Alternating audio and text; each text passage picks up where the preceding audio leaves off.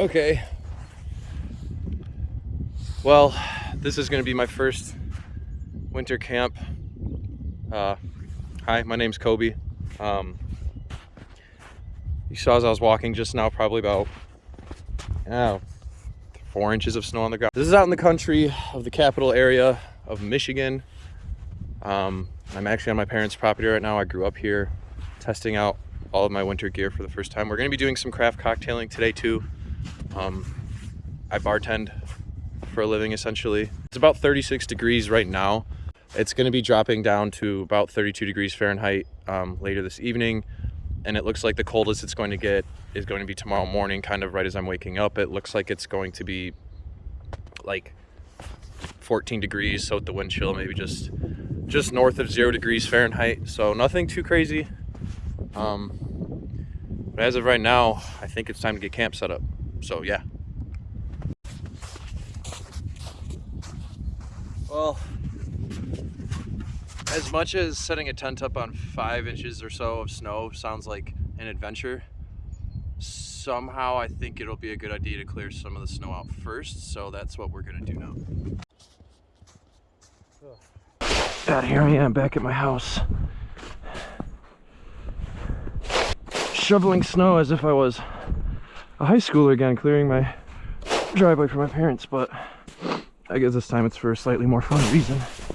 Another weird thing about this is I literally haven't even test set up this 4-season tent yet. So I'm just gonna have to do my best to kind of guesstimate how much cleared space I'm gonna need here, because I truly have no idea what I'm doing right now.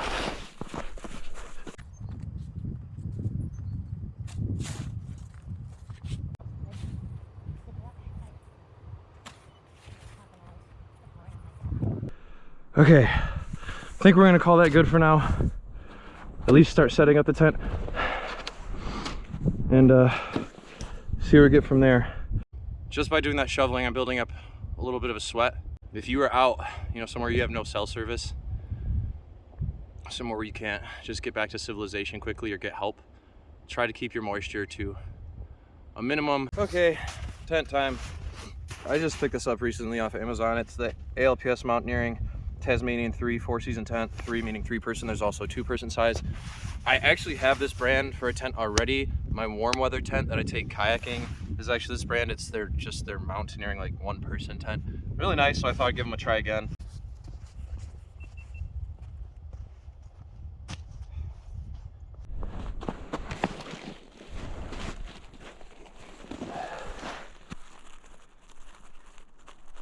Well, I might have to crop this part of the video because this is making me look like a putz.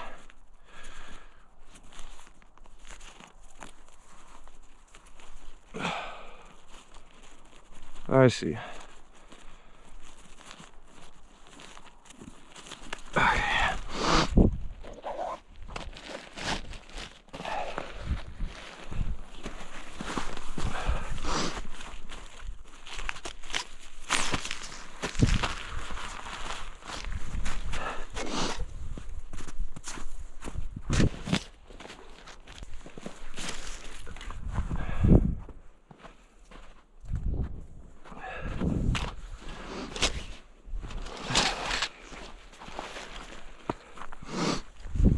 I do kind of wish that this tent came in a different color. I don't think it does.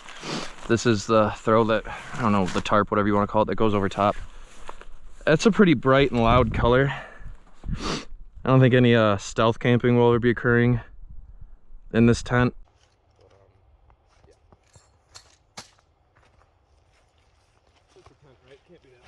I do have a propane heater for this thing. I know what you're all saying. Kobe, small tent propane heater, what are you thinking? Well, this thing has doors on either end,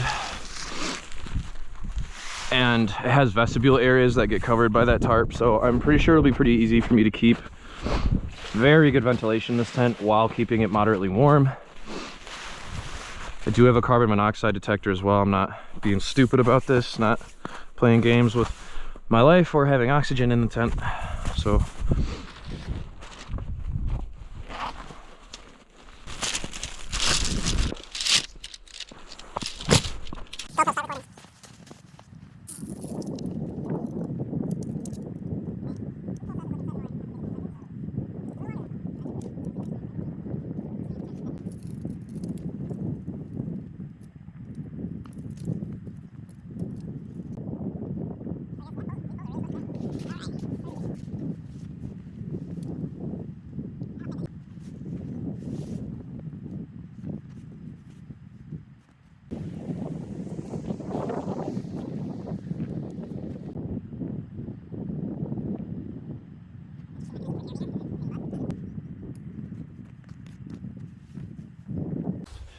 place now. We'll take the better camera, get a look around on this thing. Sorry, my gimbal was acting a little crazy there. This camera that I'm using, I don't know if I already said this, but it is actually just my Galaxy S21. I have the DJI Ohm 5 gimbal on it just to help smooth things out a little bit and make it look like I suck less at filming.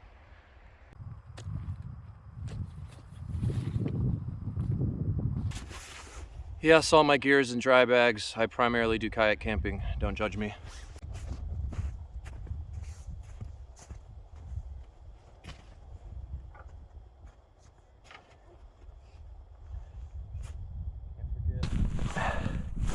Can't forget the -20 bag.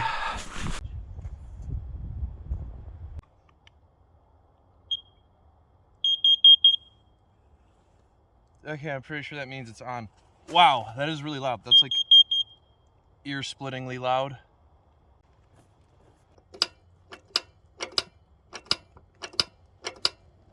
There we go. I'm a dummy. I'm very much a noob with propane heaters. I apologize. Okay, so the difference between low and high is a really big difference. I did also bring a camping fan, battery power that I'm gonna put up here to help just circulate the warm air so it's not all just ending up at the top of my tent.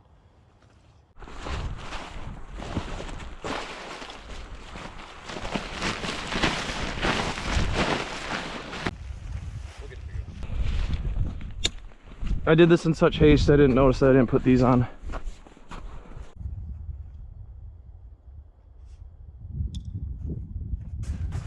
Honestly, a massive vestibule area to store gear that you don't even want to have in your tent. All right, I think it's about time to move all the food and booze in actually right before I get the fire started, just so I have everything in the tent and I can relax once the fire's going.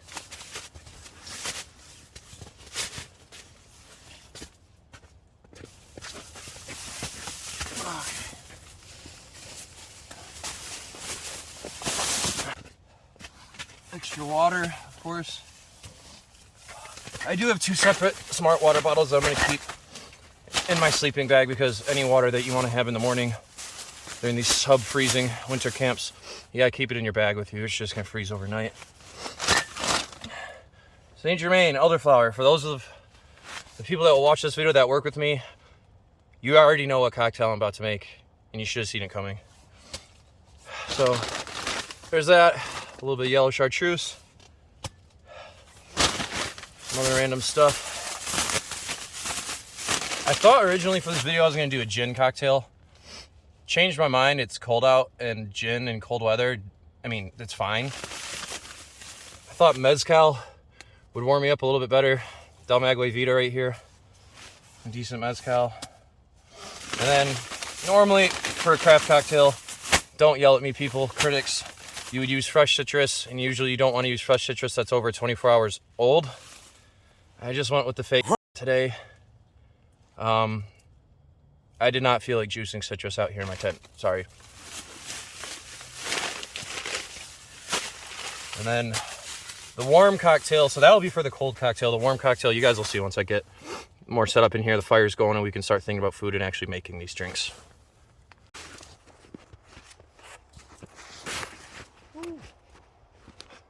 I almost ate it right there.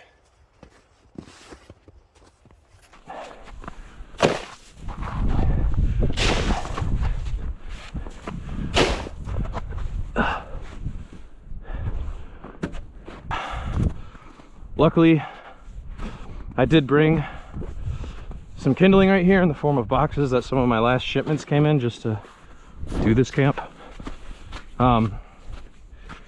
However, we still need to get the torch out of my backpack I forgot about.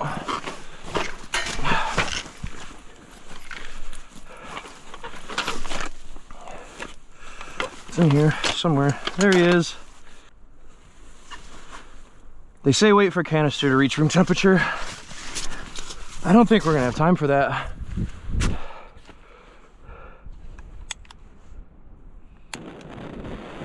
Yeah, we still got a torch.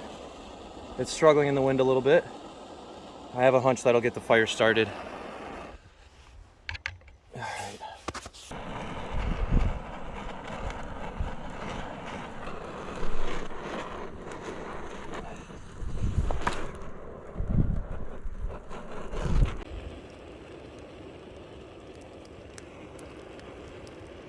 I don't know if you guys can see that, but that might be one of the reasons why this wood has taken me almost 45 plus minutes to start, with a whole lot of kindling. This is all like maple lumber, and it's full of sap that's bubbling out the ends of it. Kind of cool to see, but I'd rather see a roaring fire. The fire did actually take. There is no more kindling in there providing that flame. It is in fact just the fire now. So I can say I successfully started a fire on my first winter camp.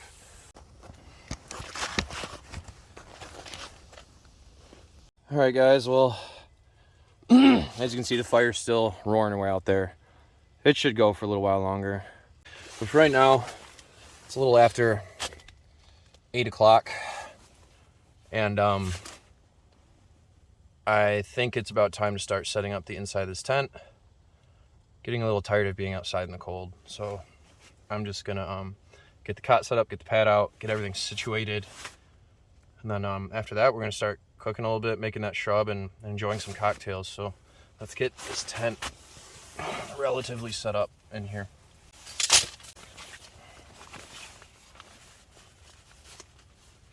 I'm sucking at my job right now, I'm sorry.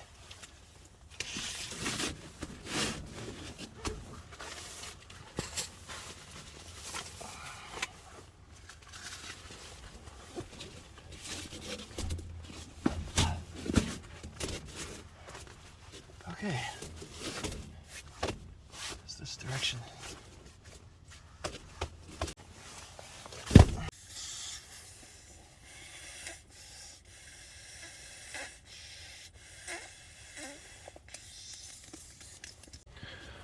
Well, finally made it into my tent. Buddy heater going, everything's set up. But what's cool is the vestibule of this tent is so big that I can literally sit in my chair out there. So if it was like raining, I'd be covered from the rain, but still be able to look outside. Obviously I have most of it covered off, but there's quite a bit of an opening there, and it also doesn't touch the ground down there. I also have that opened up. Got a little bit of ventilation up here as well, so I'm not worried about using this heater indoors. There's an abundance of ventilation here. And just so you know, and you guys can take a look at me, I am coat off, sweatshirt off, and I am so comfortable in here right now. All right, so that's what we're gonna set this little pot on and have it simmer like that. We're gonna have to be careful, make sure we don't knock it over. I might even set it just outside of the tent to simmer it out there, but I don't think so because I want you guys to see what's going on. So for this very small batch, normally I would do like a cup of everything for like a normal batch of. I am so popular.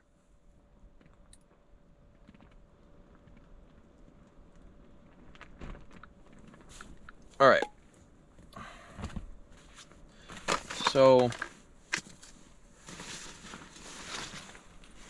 oh no, where'd the other box of tea go? Well, I threw it in here somewhere.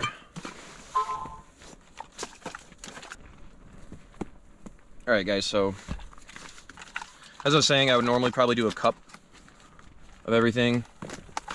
Not doing that today. Probably gonna do a quarter cup of everything. If this wants to even open for me. By the way, this knife is just an IKEA knife I brought from home. If you're looking for good chef's knives that don't cost hardly anything, IKEA. All right.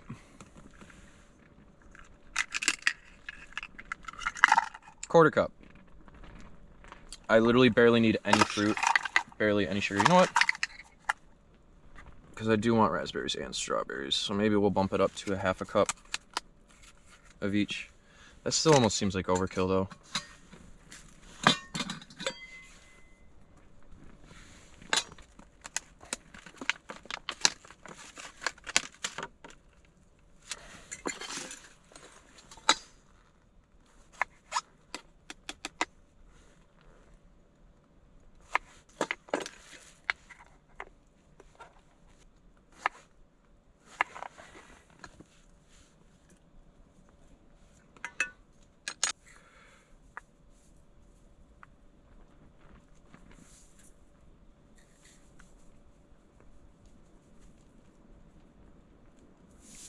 that pretty much. I know those weren't perfect measurements, but also I didn't fill those cups perfectly with fruit.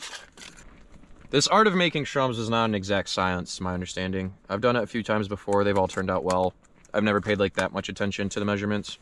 And I actually just like start out with a quarter cup. I know normal simple syrup calls for equal parts water and stuff, but I like to have a thicker fruit syrup, I guess, to start with, that I dilute with the vinegar.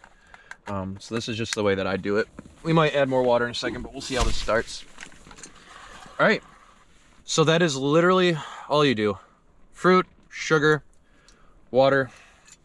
Well, as you can see, jet boil's burning away. I imagine this won't take very long to simmer. It's a very small pot. But yeah, that should turn out to be a nice shrub. Oh yeah, that already tastes really good. I forgot that I have jalapenos. I'm going to throw half of a jalapeno into this. It's going with mezcal anyways.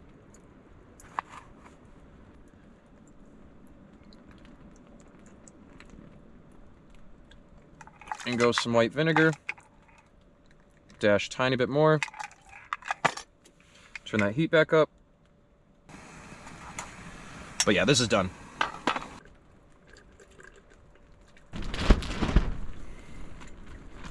All right. That is a fully assembled cocktail shrub. There's the fruit we were left with afterwards. Legitimately smells so good.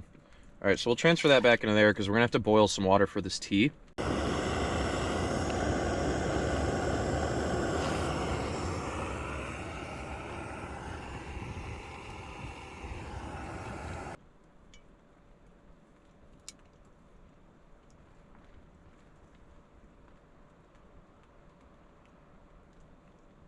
I'm gonna leave that one in here, but what I'm gonna do is I'm gonna barely dip the cinnamon spice one in there because I don't want it to be too cinnamony. I just want that flavor profile there for a little bit of extra warmth. Maybe it's just a placebo effect that we kind of associate cinnamon with, I guess, colder seasons and trying to warm up during the cold season. There it is. Oh my god, hibiscus raspberry cinnamon tea. It smells so good by itself already. But now, to add the finishing touches, let's get some mezcal in there. I'm actually going to use, I think, 1.5 ounces of the shrub. And then, the ever important ingredient, 2 ounces of tequila. Tequila, what am I talking about? Mezcal. This is going to sound crazy. I'm actually going to heat up this mezcal a little bit just because it's so ice cold.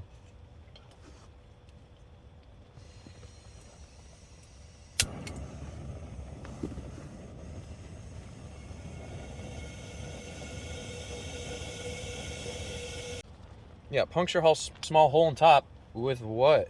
You feel me? Like, I don't even have anything that's small enough. Okay, I guess that works.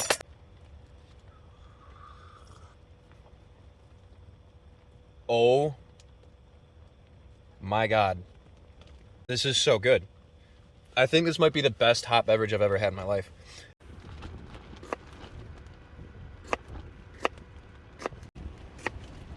Oh, yeah, seriously, I love onions so much. I can, like, eat them raw.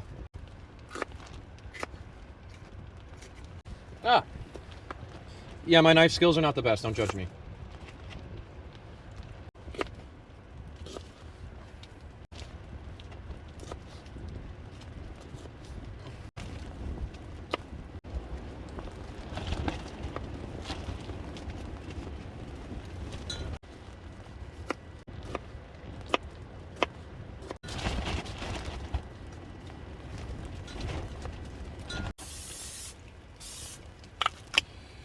Definitely not how cooking spray normally looks. Must be a little cold.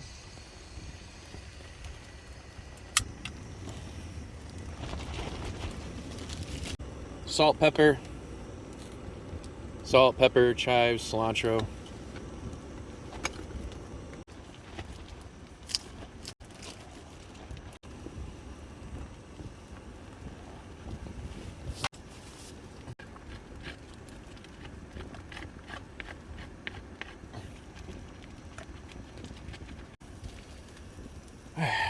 Probably enough for the Parmesan. Move on to the Asiago. Oh, that's shredding way easier.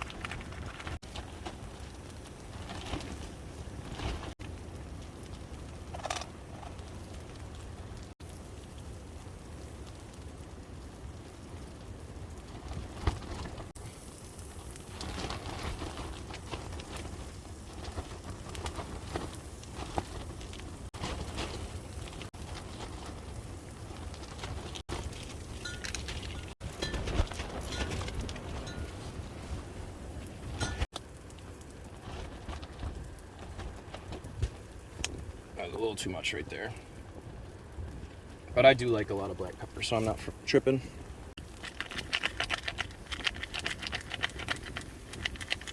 That's gonna be so good.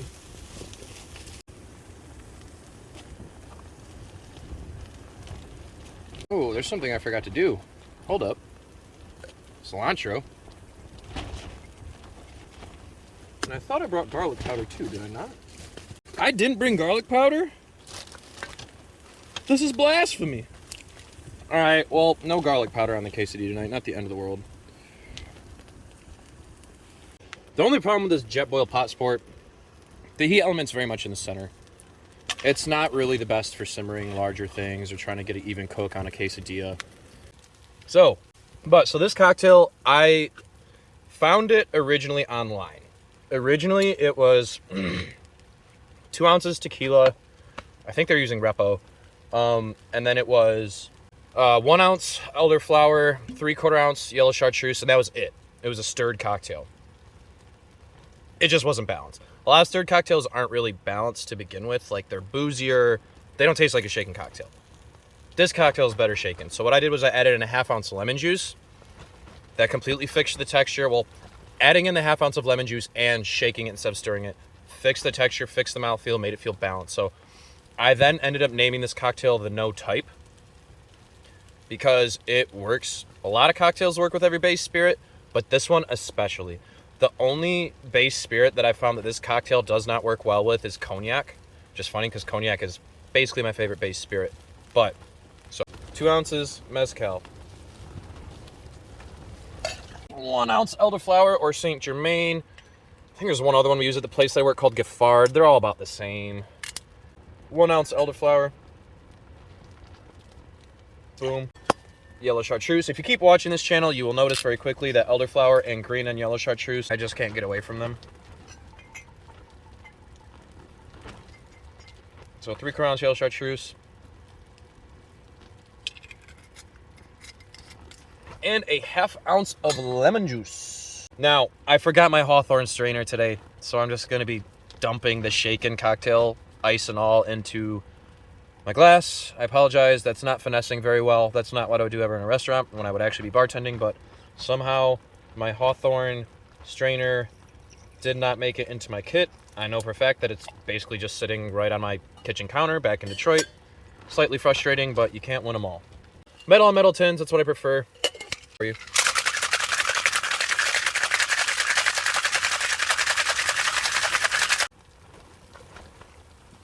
Oh yeah, there it is.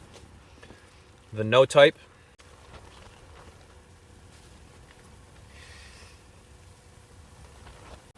If I didn't care about eating healthy sometimes, I could eat this every day.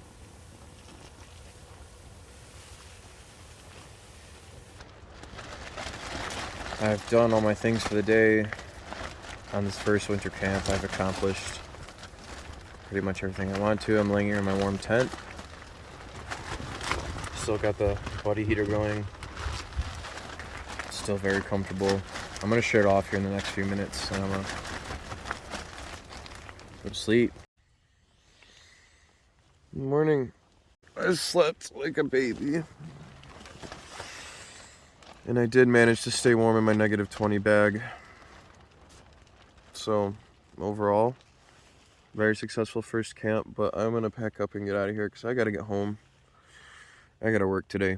So, well, now that I'm awake, again, I turned this heater on as soon as I woke up before I got out of my bag, so it was warm in this tent before I even got out of my bag, so really not too much of a temperature shock. but it is very cold, I will say.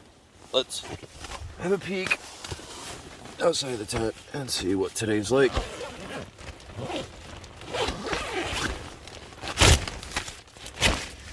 Oh.